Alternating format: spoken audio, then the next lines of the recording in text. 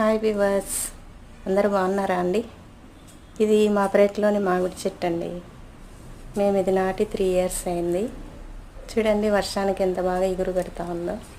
చాలా ఆనందంగా ఉందండి. మాకు పూత వస్తుందని ఎదురు చూస్తున్నాము.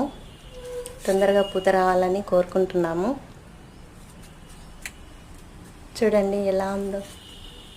చాలా హ్యాపీగా ఉందండి. మాకు కొద్దిగా సమయం దొరికినా కానీ ఇలా చెట్లు నాటాలని మాకు అనిపిస్తుంది.